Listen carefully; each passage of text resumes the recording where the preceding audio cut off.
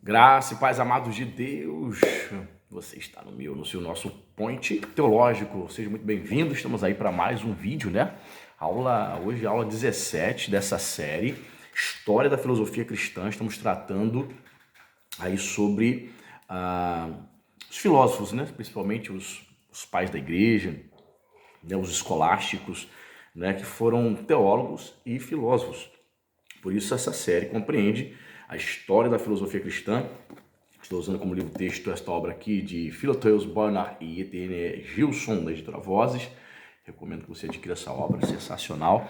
Certo? Hoje é a aula 17. E para você que é novo no canal, seja muito bem-vindo. Deus abençoe a sua vida, né? Seu início de semana. Desde já te peço, dê o seu like aí, faça seus comentários, ainda que seja para dizer assim, Pai do Senhor, você já ajuda aí a engajar o canal. Não sei se você sabe disso, né? Quando você faz os seus comentários, o YouTube entende que o vídeo é interessante, começa a divulgar para mais pessoas. Faça isso, nos ajude aí, compartilhando também este vídeo aí nos seus grupos do WhatsApp, né? Pessoas que não conhecem o nosso canal, indica aí para as pessoas. Compartilhe aí nos grupinhos do seu bacharel em teologia, na sua pós-graduação, seu cursinho básico, médio, no seu curso de filosofia, grupinho de Facebook, Telegram, se bem que censuraram o Telegram, né?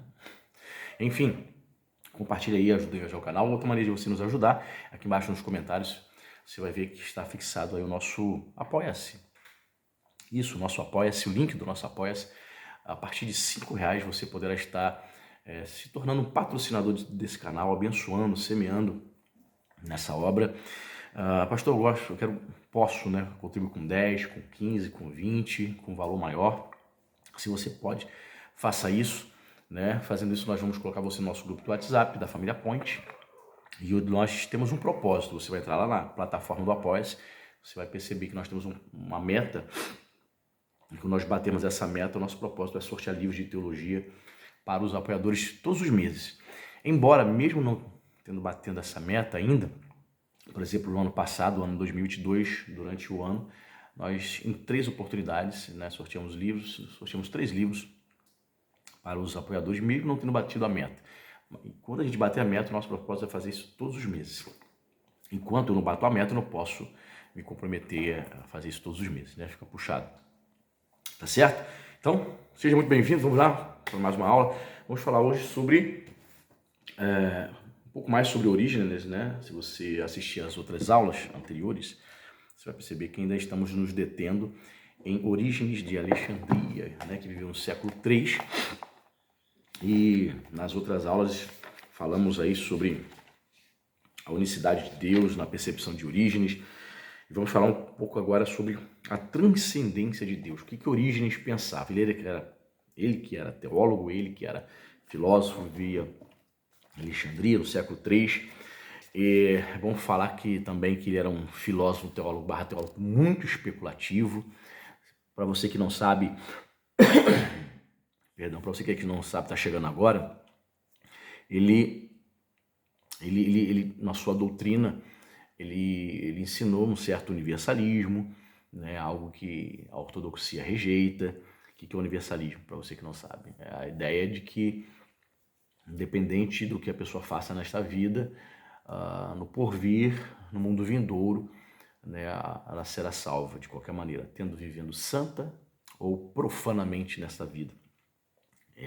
Mas aí você diz assim, pastor, então esse cara aqui não devo estudar, não devo saber qual é o pensamento dele. Totalmente errado, equivocado.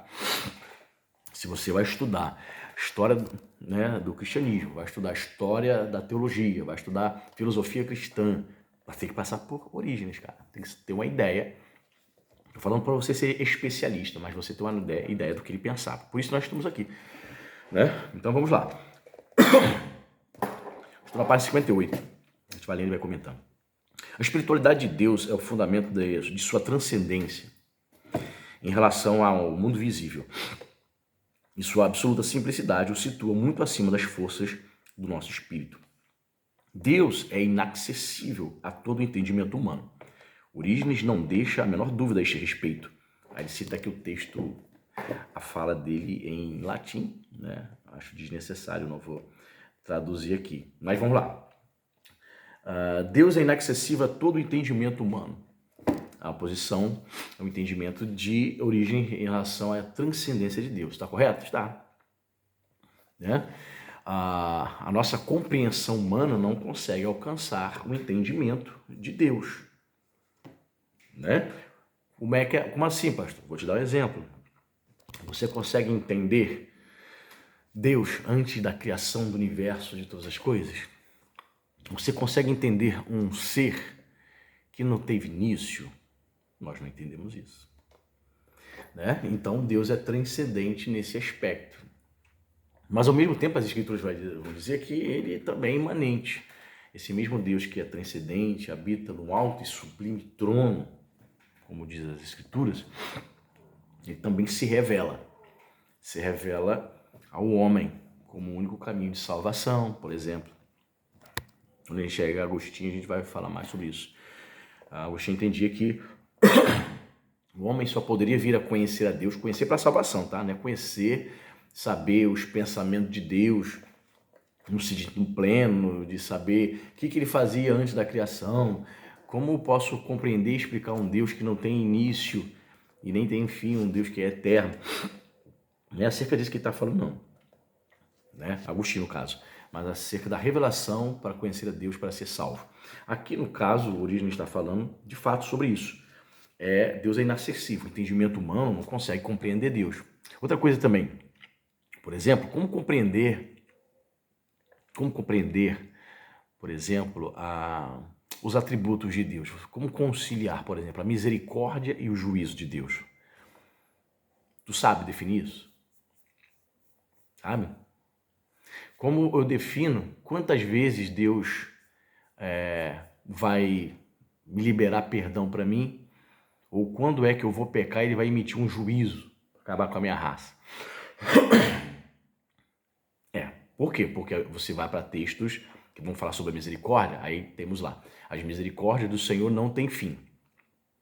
Legal, se você se deter apenas nesses textos que vou falar sobre misericórdia, você vai entender, ponto, eu posso vacilar o quanto eu quiser, ou quanto eu puder, né, voluntariamente ou não, que Deus sempre vai derramar misericórdia sobre a minha vida. Tá, legal, ok.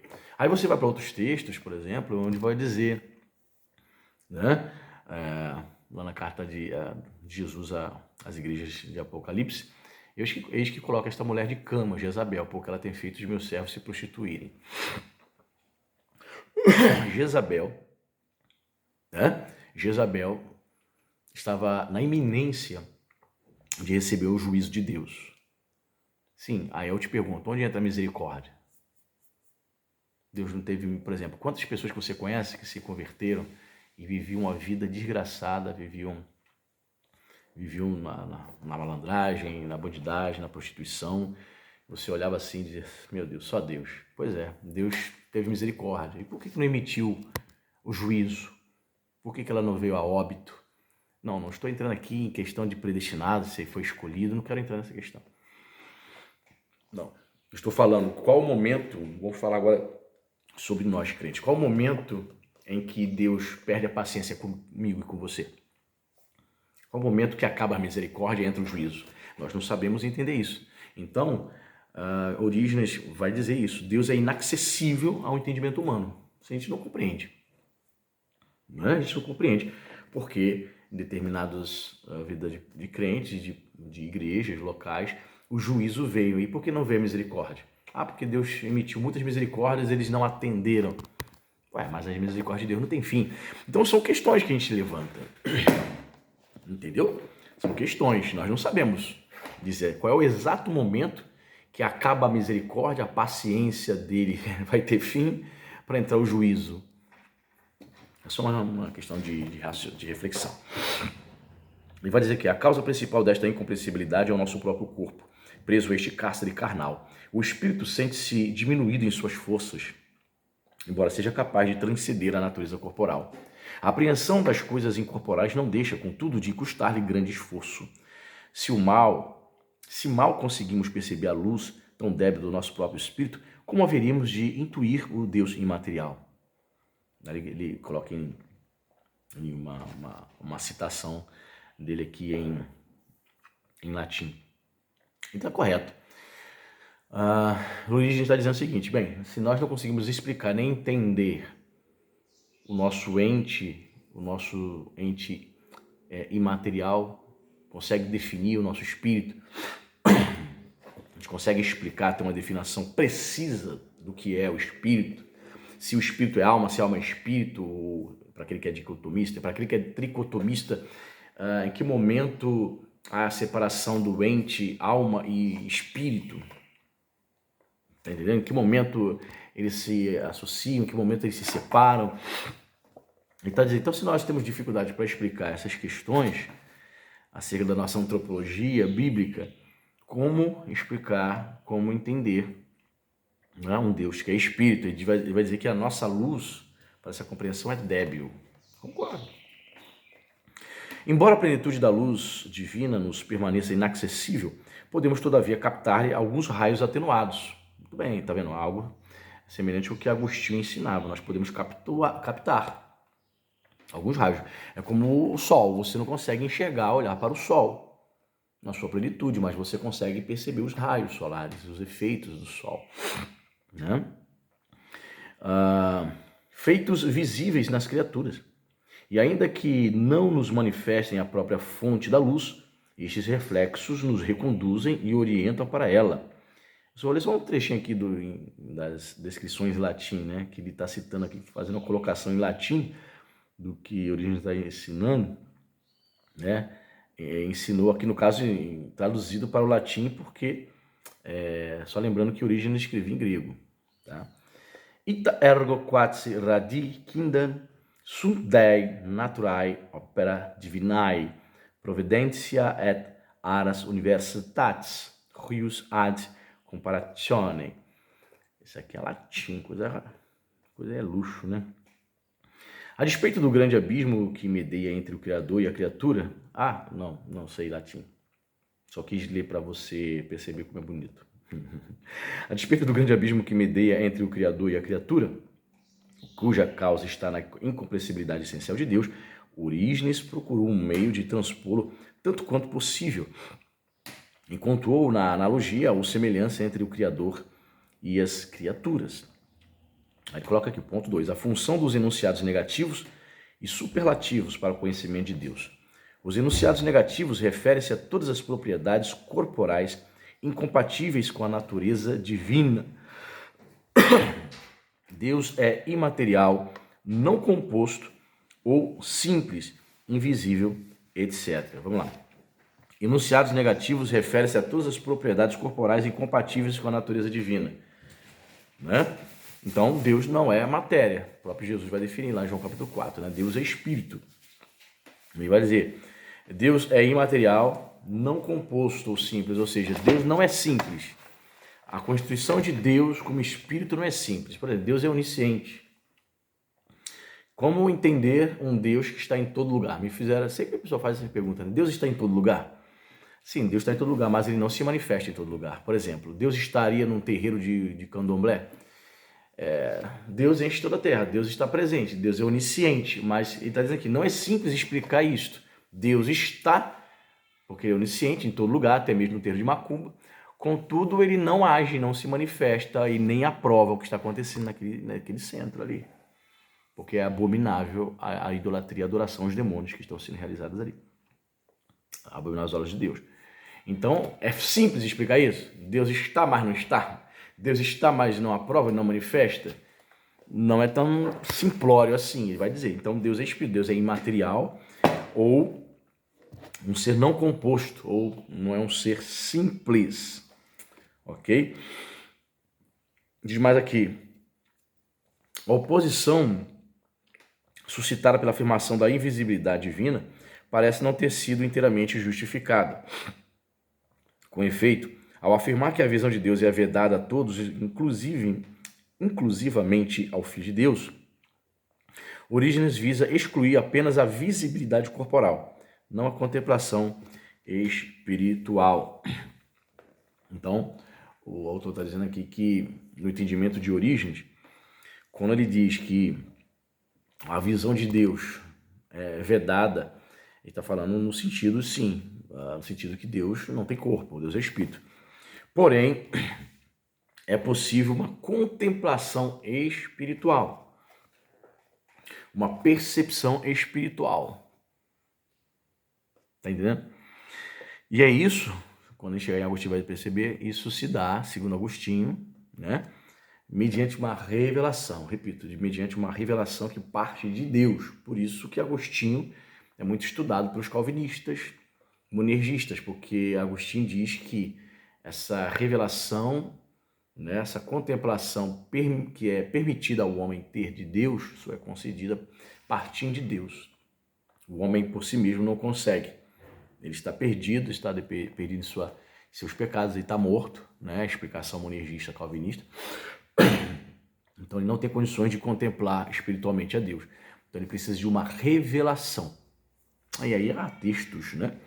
Há textos, até mesmo que eles vão usar como texto prova, que é um texto interessante, né? Que Jesus vai dizer para Simão Pedro: ó, Simão Pedro, não foi carne nem sangue quem te revelou que eu sou o Cristo, mas meu Pai, né? Então, partindo aí desse pressuposto, se você ficar somente com essa declaração de Jesus, você vai entender. Sim, de fato, qualquer revelação espiritual acerca de Deus ao homem só pode ser concedida a partir do momento que Deus se auto-revela ao homem. Mas é claro que arminianos, pessoas que discordam de Agostinho, do calvinismo, vão ter outra explicação para esse texto, né? Vamos lá. Os enunciados superlativos dizem respeito às propriedades puramente espirituais. Conhecemos-las mediante o nosso espírito, graças à sua afinidade com Deus.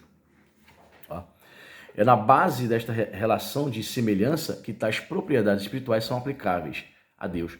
Convém recordar, porém, que Deus transcende até mesmo a estes enunciados. Deus é espírito, mas está ainda mais além do espírito. É o Pai da verdade, mas é mais que a verdade e maior do que ela.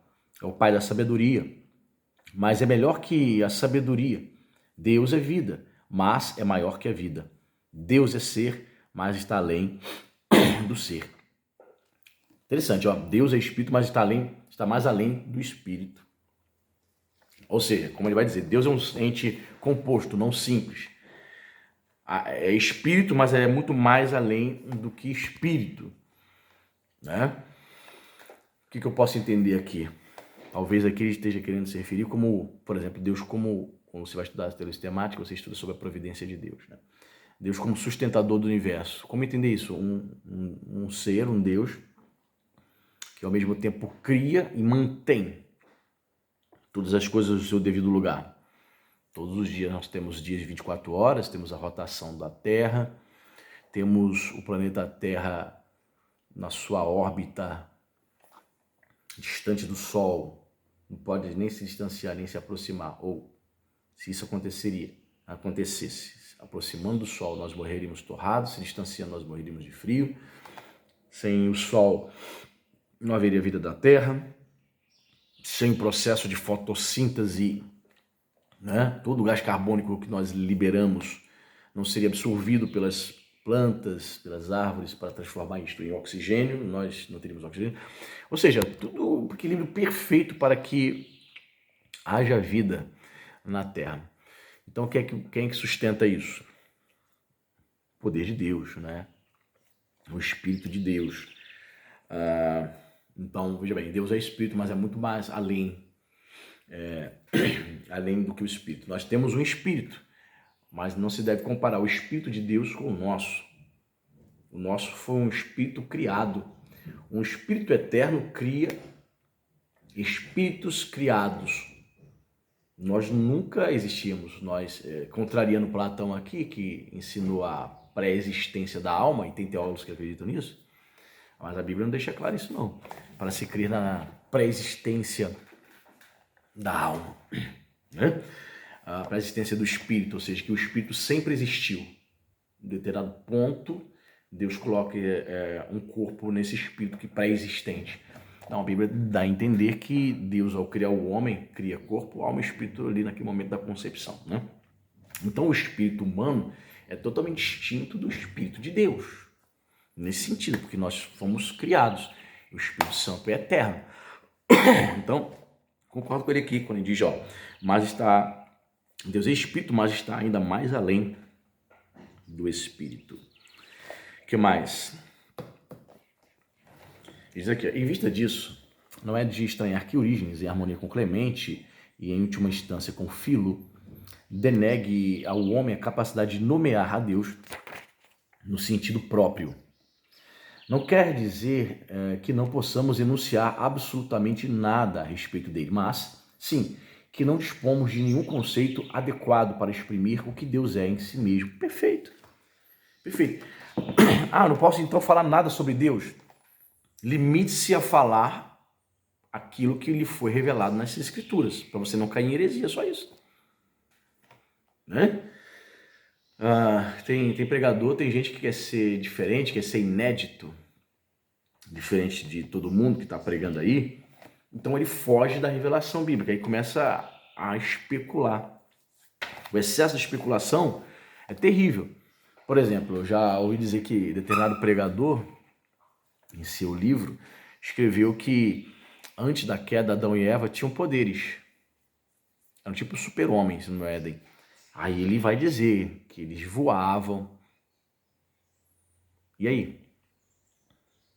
A base bíblica, você para tomar o púlpito ou a sala da EBD da sua igreja para dizer isso para o povo, que Adão e Eva voavam, tinham superpoderes, não há base bíblica. Então, não significa que pelo fato de ser Deus transcendente, este é o tema, a transcendência de Deus em Orígenes, e ele está trazendo aqui o posicionamento ortodoxo, embora em outras questões ele fosse heterodoxo, né? E para muitos hereges, não foi não, hétero. Heterodoxo, sim, heterodoxo para muitos, né? Herege também para muitos também.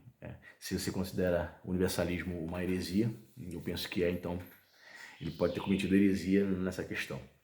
Mas nessa questão sobre a transcendência de Deus, ele ensina o que estava nas Escrituras. Ele não foge, não. Tá? Então, você limite-se então, a ensinar o que está revelado. Não invente moda. Não significa que nós não possamos falar nada sobre Deus. A Bíblia fala que Deus é transcendente. Não fala. Deus é transcendente. Deus é onipotente. Deus sabe todas as coisas. Então, não siga a heresia do teísmo aberto, que diz que Deus não saberia todas as coisas. Não ensine isso. Ensine a palavra. Para fechar, ele vai dizer aqui, embora inadequada, a nossa terminologia não se torna necessariamente falsa, nem destituída de todo sentido. É o que Orígenes faz questão de frisar em oposição a Celso, fazendo notar que não rejeita, senão, a denominabilidade adequada de Deus. Ele escreve um livro, né, que é publicado até os dias de hoje. Eu ainda não tenho essa obra na minha coleção da Patrística. Vou comprar, que é o clássico Orígenes contra Celso. Então, nessa obra ele faz uma apologética, faz uma defesa da fé contra Celso, que era um cara, um filósofo que atacava o cristianismo, né? Então, ele faz questão ali de pontuar muitas questões nessa obra que vai rejeitar, para refutar, né, os ataques de Celso contra a fé cristã. Está no meu radar. Está no meu radar essa obra, Orígenes contra Celso. Vou até terminar esse vídeo e colocar no carrinho de compras da Amazon, porque eu já tenho seis obras da série patrística. Então a gente vai comprar uns pouquinhos porque não é barato. Tá certo? A gente fica por aqui, compartilha este vídeo. Na próxima aula dessa série vamos falar sobre a onipotência de Deus e sobre o mundo na percepção de Orígenes de Alexandria. Tá certo? Deus abençoe e até a próxima.